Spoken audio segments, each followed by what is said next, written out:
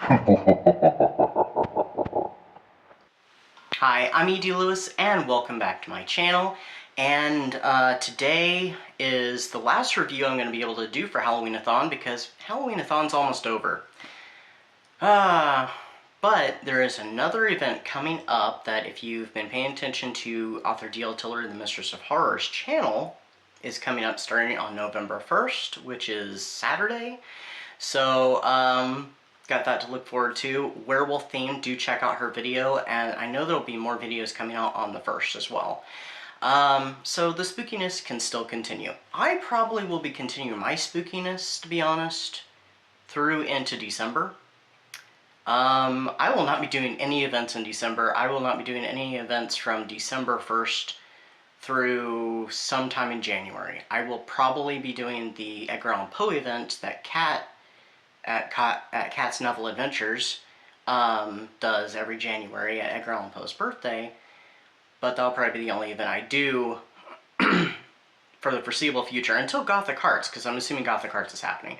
So those will be my next events that I'll be taking part in. I need a break. So I will link that announcement video for the Howls Haunts Reading challenge that D.L. Tiller is doing in the description, so please check it out.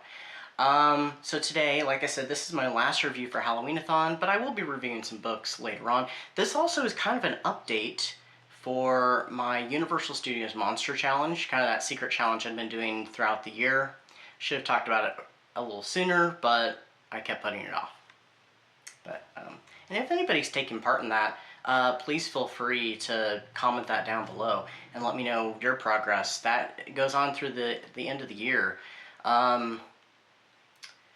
So this actually is the last book I read for it, but this will not be the last review because I do have another review coming up.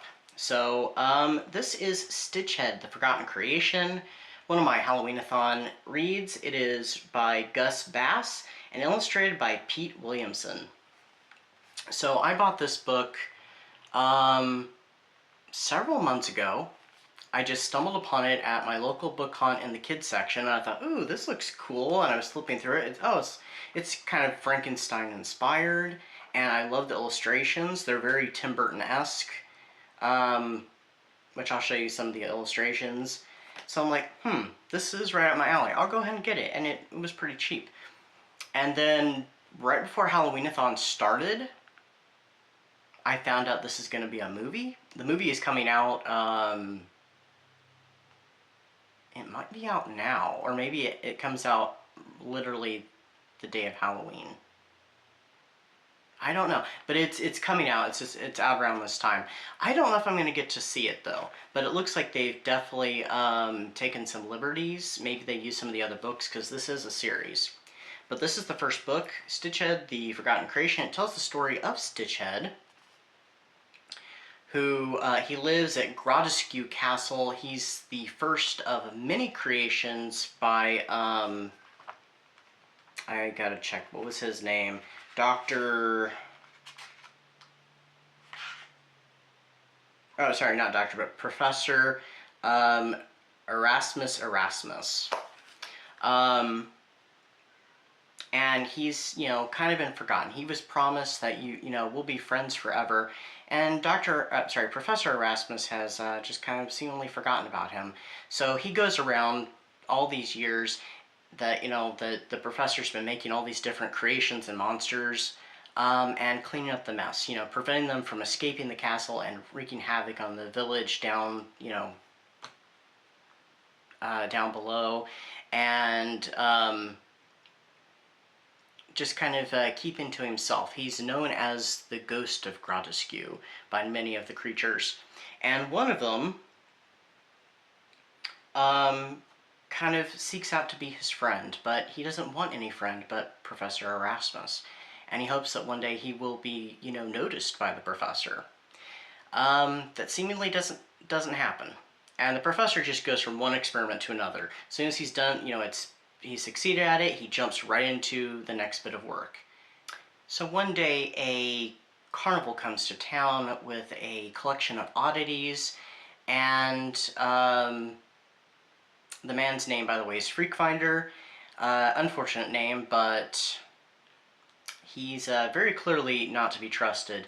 He brings his show into town and nobody seems to be impressed. And he finds out that the reason why is because the true horrors for this village is at Gradiscu Castle. And so he proceeds to go to Gradiscu and he wants to get some monsters for his show. And he begins to work on Stitchhead. So that's all I'm going to say about that, about the plot. I wasn't really sure what this book was trying to say. One bit I can say is I think I'm getting, you know, those who want to be your friend, who truly care and go out of their way for you, don't push them aside. Accept them. You know, like, you know, the creature does with Stitchhead. He does a lot of things for Stitchhead. He goes out of his way for Stitchhead. He likes Stitchhead. Stitchhead is his first friend. And mostly, you know, for the most part, his only friend. The other monsters he becomes acquainted with. But Stitchhead is his only real friend. I'm not really sure where it's going, though, with the plot with the professor and Stitchhead himself. That one's a bit of an enigma for me. Anybody who's read this, I'd like to hear your views and see what you think about this book. Maybe we could open a little bit of a discussion in the comments, so please feel free to comment. I just wasn't sure where this one was going. Now, judging from the trailer for the movie, it seems like the movie is going in a direction of, you know, being oneself and accepting oneself. Because it seems like in the trailer for the movie, the monsters kind of band together to protect Gradiscu Castle and also, you know, rescue Stitchhead. So, and one particular monster, which I think is the same creature from this book. So I will show you some illustrations. But here's Stitchhead and the creature. And a lot of these illustrations are very Tim Burton-esque. Not necessarily this one, but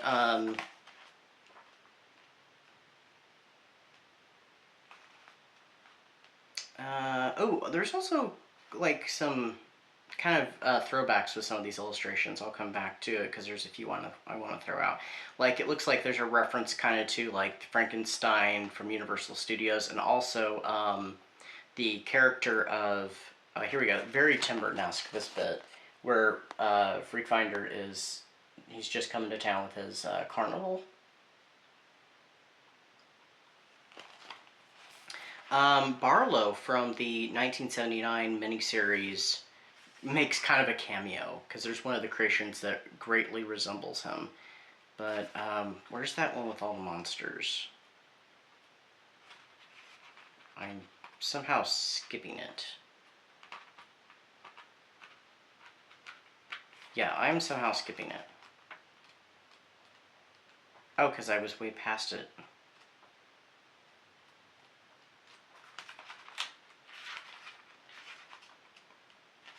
Like this one right here kind of resembles a little bit of, you know, the classic Karloff Frankenstein monster, I think anyway. And then there's one later in the book, toward the ending, that I say, you know, looks, oh, here we go, looks just like Barlow from the Tobe Hooper. I think he resembles, you know, the vampire Barlow quite a bit. But I gave this book 4 stars. It wasn't bad. I did enjoy it. I'd be curious about the rest of the series. I think there's 5 or 6 books total. But yeah, so if you're inclined, check out, especially for your kids, Stitchhead, The Forgotten Creation. It's very Frankenstein-esque. This is one of my Frankenstein reviews, of course, but I don't know which number it is off the top of my head. This one did fulfill for the Universal Studios Monsters Challenge that I have.